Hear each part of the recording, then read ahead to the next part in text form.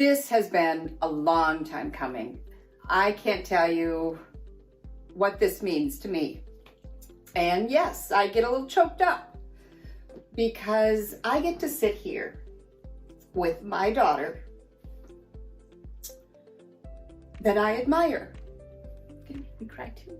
That I have watched grow up in business, that I have watched grow up. And it's pretty awesome.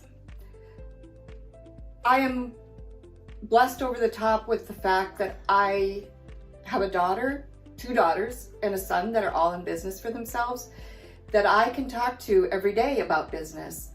But more than that, I'm blessed to know some fabulous women who are in business, who are kicking it every day in spite of what's going on.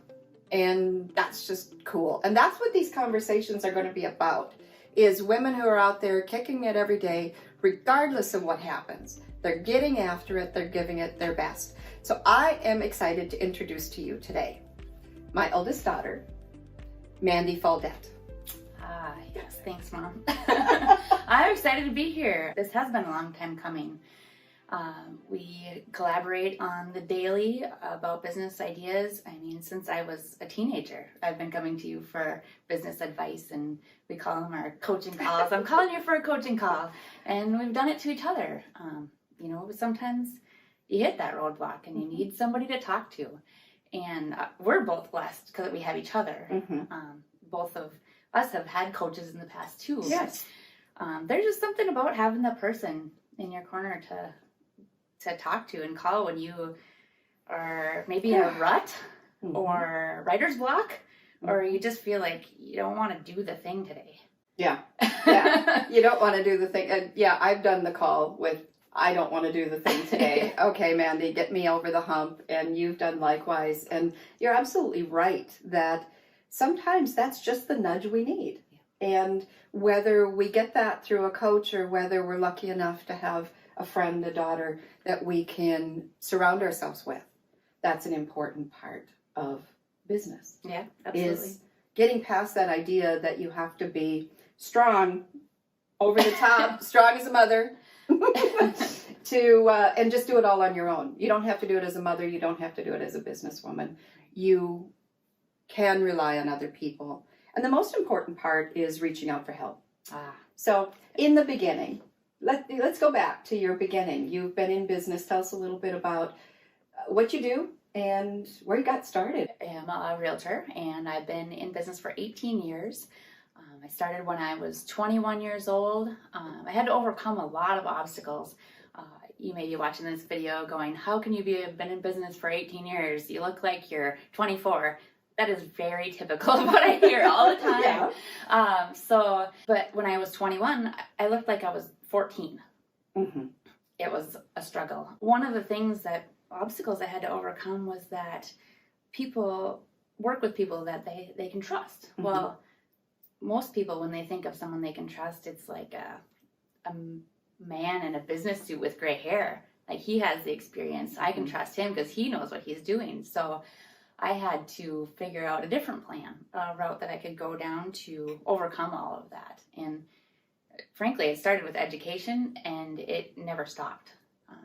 That's been one of the biggest successes in my career that has kept me successful, was constantly educating myself. I started when I was younger. Before I had kids, I was over the top with education. I took as many classes as I could take so I could be knowledgeable, because I couldn't win them just by them looking at me. Right. I had to win them with, oh, you do know what you're talking about. Right. And the trust was built. Now with a reputation, that gets a little easier. But So that's an important part. All too often, I see it every day in my coaching practice. I saw it in myself, where I looked at these people who had made it. They're out there. They've got it all together. And I think we talked about it earlier, where you still kind of get up in your head every now and then. It never goes away, this whole idea of comparison. It's ridiculous. We all know it's ridiculous. Yeah. But we still do it anyway. We still do it anyway. So can you just reflect a little bit about kind of getting over that hump, what you had to do in the beginning to really move you forward, and what it took, because there's a key to this. Yeah. Yeah, absolutely. There's kind of a formula for success in business. Mhm. You know, there's some of it's the innovation and new ideas, but in general, there's like, if you do these things repeatedly over time, you will succeed, Yes. right? So it's this slight edge philosophy. If you've never read that book, that's a great book by Jeff Olson called The Slight Edge. It's all about doing the little things that are so easy to do, making that choice that's easy to do, but compounded over time. Like if you put $100 in one time in your bank account, you did one big thing, but you never put anything else in, you're not going to end up with very much in the end. Right. But if you put $1 a day in over time, we all know compound interest, what that looks like over time. Right. So it's basically the same thing in your business. It's doing those things every day that makes you successful, that are easy to do, but they're also easy not to do. Oh. There is that, okay, well, today if I make my phone calls, it's easy. It takes me X amount of time. But it's also easy to say, you know, I got this other thing to do today. I'm just not going to make my calls. I'm gonna go bake a cake for a friend, which is also important too, but that's the example. But you could do both. Right. It's fitting that stuff in that you know isn't going to make a difference today. But if you do that every single day of your entire career, over time, it makes a huge difference. If you posted once a month, but it was like the best video ever, and you got 500 people to watch it, super, that's good. But it was one time, one 500 person view. But if you did a video every other day, and you had 400 people watch that video every other day, well, that compounds into a following, or it can be translated into any business. Right. Just doing those little things. And funny enough, we have this little cup here that I grabbed from Mom that says celebrate the small victories. And I think that's been the hardest thing in my career, because it is cyclical over the seasons too, is trusting the process. Trusting that in the winter when it is slow, continuing to do the marketing and do the phone calling, even when I'm not seeing results right now, is like, it's tough.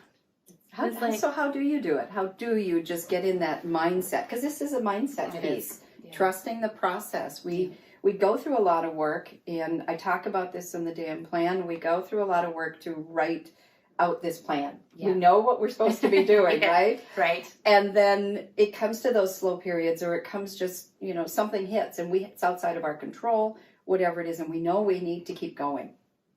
So how do you keep going? Sure. And do you do it 100% of the time? Oh, that's a very good question, because that's actually was my response. How do I keep going now is a lot different than how I kept going when I started out. Have there been times where I didn't do all that work? Yeah. And what happened? I didn't make any money. It's, when you're in business, if you don't do the work, you don't make any money. Yeah. And there's no one there to be like, yeah, I paid you for showing up today and making your hourly wage. If you don't work, it doesn't work. It just doesn't work. Plain and simple. So I've had times where I have taken time off, or, and some of it was purposeful. But when you can look at, okay, I didn't make any calls in the month of January, and take that and look at your business in July and see a direct proportionate impact that you are missing out on, if you compare it to year over year, it's like, oh man, I know I did that to myself. It's not the market, it's not the people, it is I didn't do the work, and here's the result. So you were saying, well, because we're so close and we know each other so well, we tend to speak a common language sometimes, but you just said what needs to be said. Consistent action, or lack of consistent action, shows up in the bottom line. That's right. And that's where it'll show up. Yeah. But it'll also show up a few other places. Oh. It'll show up here. Yeah. It'll show up here in the form of guilt and shame and regret and all these emotions. So if you've had a run of just simply slacking or falling off the wagon, whatever you want to call it, taking a break, how how do you get past that? Yeah. Oh, I'm such a failure, Mhm. or I just screwed up so bad. How do you get past that? Mhm. What's the one thing that you use to get past that? Because that's what a lot of us need to know. I mean, Yeah. I need to know it some days, get reminded. How do you get over this? Yeah. There's two things actually. It's not just one thing. The old saying, like, what you put in, you get out. Mm-hmm. So I fill my world when I'm in a rut with as much good stuff as I can. And we live in a day and age where we're so blessed to have so much free content out there, Mm-hmm. whether it be audiobooks or podcasts, or I mean, you can find a motivational speaker on every corner. You can literally just flood yourself with good stuff. Yes. And you have to purposefully replace that with all the negative stuff. Because a lot of times when we get in a rut, we're doing things that we wouldn't normally do to be successful. We're watching a lot of TV or scrolling social media constantly, filling our brains with negative news, putting all this negative stuff in, which doesn't feed you. Mm-hmm. And you can't do a good job at your business or in your life in general when you have all this negativity. So I put as much positive, whatever you want to call it, in my mind and in my heart. And then I start small, even after 18 years, if I get in a rut, I know that I can't just be like, all right, I'm back in it. I'm going to do everything today, every day for the next however long. I'm going to make all these phone calls and do all these things. And I have what can I do? 3 things, 3 non-negotiables that today, if I do these 3 things, it's a win. Yeah. Because you have to celebrate the small victories, have those small wins to get you back up out of there. Because if you don't do that, you'll feel like a failure still. Like if you're like, oh, I didn't do all those things I know I need to do to be successful today. I just did 3. Oh, that's so depressing. Well, no, if you set your bar a little lower to start with, but they're important things, have 3 non-negotiables, then you start out winning. And once you get on that roll, then you're like, it takes you back to where you need to be doing all the things. Yes. I mean, I just started a boot camp exercise program. And this is like the first day I know, I've fallen off that wagon and I know I need to get back on it. So that first day I tried to do a plank. I was so upset with myself that I could not even get past a minute. And I thought, well, yesterday I couldn't even do one. Or yesterday I didn't do one. And today I did one. And that is one of those small victories. So it really is about learning to coach yourself. But then, like we said in the beginning, how important is it? And we probably both agree on this. How important is it that we reach out for help and get those people? And how do you choose them? I've had multiple coaches over time that I've chosen through a coaching company. A lot of coaching companies that are really big have ways that they match you up with a coach. Sure. So they'll have you take some tests, and then they'll have, personality tests, things that they fit you with, for someone else to partner you with a coach that works for you. Sure. But I guess I have certain people for certain things. Okay.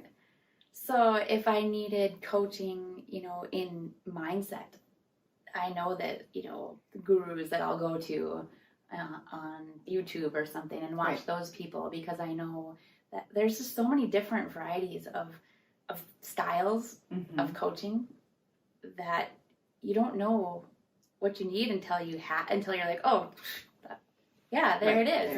And half the time you're coaching yourself. Half the time you already know what you need. Right. So just having, honestly, it's anyone that you can really feel comfortable sitting down talking with and being 100% honest. Because if you're not honest with the person that you're trying to get help from, then you're not honest with yourself. Right. You're lying both ways. And how are you going to get any help if you aren't telling the truth? Like if there's one big red beacon banging there and you're telling someone all these surfacey things that are issues that you're trying to get help out of this rut, but you're not telling them the big red beacon over here, it's like, well, you really don't even want any help, do you? No. And, the way from my perspective, and it worked in my life personally and in my business life, until that moment that I told myself the truth. Nothing nothing changed. So what is the biggest piece of advice you would give to somebody who is at the startup? I'm thinking about this. I want to go into this. They've got all those worries and fears about what going into business might mean. Or they might be making a massive shift or even a small shift. Yeah. They might be pivoting due to the circumstances of the times or life changes, or they just want to change. Yeah. And there's nothing wrong with changing for the sake of change. Yeah. So what would your best piece of advice be? Whew. So if you're starting a new business or looking for a change, a plan. Oh. Having a plan, and this isn't a planned plug. Plug. I know. But no, I mean, if you're starting a business, like you go for the bank for a loan, what do they want to see? A plan. A plan. Is there a reason behind that? Mm-hmm. Yes, because anything without a plan is almost destined for failure. Right. There's every once in a while people get lucky, or maybe you just think they get lucky. Yeah. But they actually did have a plan. Mm-hmm. And having a plan with clear goals in it. I actually haven't read your book yet, so Okay. I have no idea what's in there. I just, from things that we've done over Mm-hmm. time and topics we've talked about, so maybe some of this stuff's in there.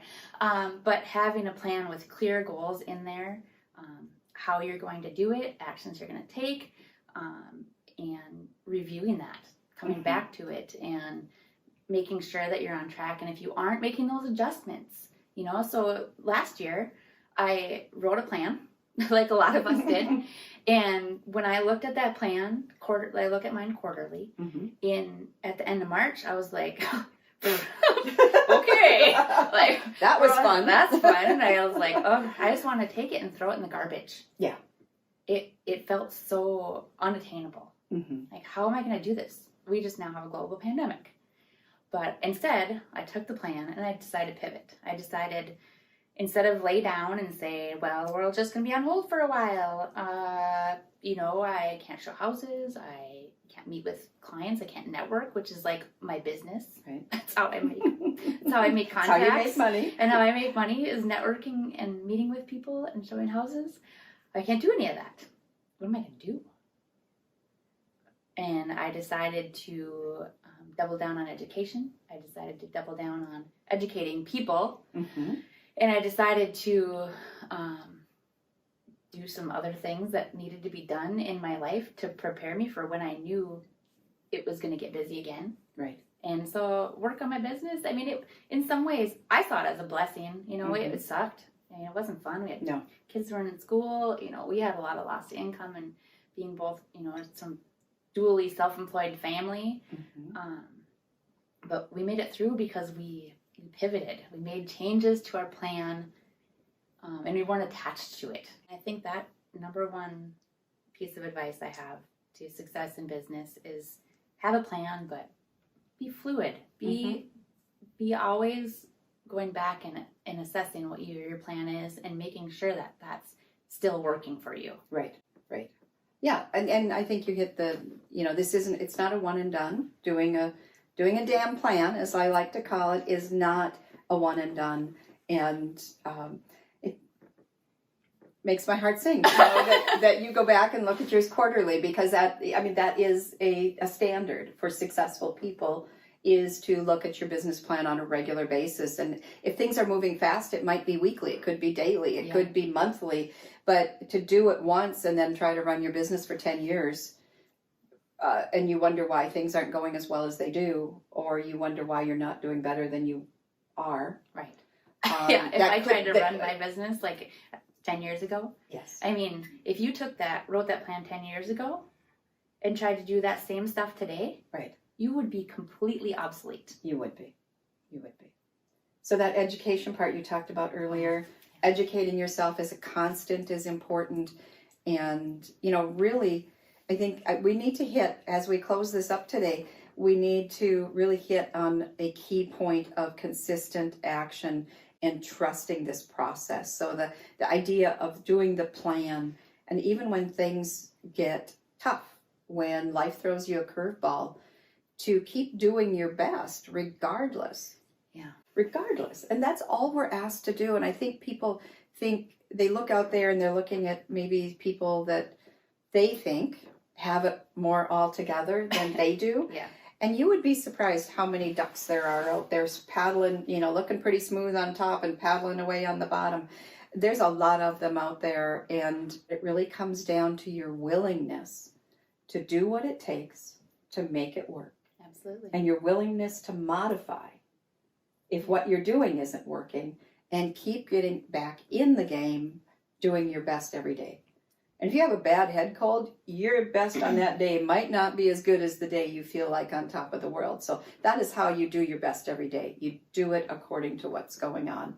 No excuses. Right. You just do it anyway. You get after it. It's not like you get to lay down. You just keep going. Keep in the game. That reminds me of one of my very favorite quotes, and I used to have it like right in front of my treadmill. And it's from Brian Tracy's book, No Excuses. Right. He said, self-discipline is the most important quality that you can have. And the definition of self-discipline is doing what you need to do when you need to do it, regardless of how you feel. Yes.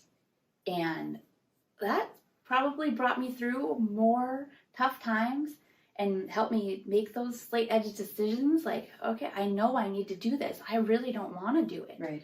And maybe I'll do it tomorrow, but I need to do it right now because it's important, no matter how I feel about it, right now.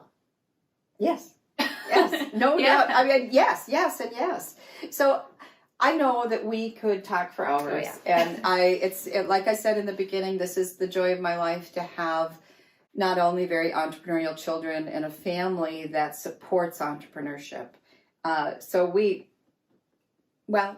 grew each other. Yeah. So it's really cool on my end. And I know that we get born families and we get families we choose. So surrounding yourself with people that can really lift you up through those tough times is critical as you go forward. And these opportunities to have these conversations are just that. I really want them to be that opportunity for you as you're listening to hear other people's stories, to hear the knowledge that knowledge is an ongoing life thing, and that you don't start out the gate with it. You make a lot of mistakes along the way. You have a few things you wished you hadn't done, but you did them and you learned, so you went forward. So I think these conversations are super important for all of us to hear. And no matter how many years I'm in this business, no matter how much people think I know and how much I do know, I still value every time I sit and listen to another entrepreneur share a conversation. Yeah. Not a let me tell you what to do, Right. but share that honest conversation. Tell each other the truth. Share your truth. Let each other know that you're in this together. Literally, you're in this together because we're all building this entrepreneurial community that we know and love and wouldn't do anything else. No. If somebody gave me the opportunity today to take a job, the answer is no, because I love the job I have, which is the job of building businesses. Yeah. And I wouldn't do anything else. So thank you for finally sitting with me on my couch and having this conversation and being willing to share it with others. I really thank you for that. Thanks for having me.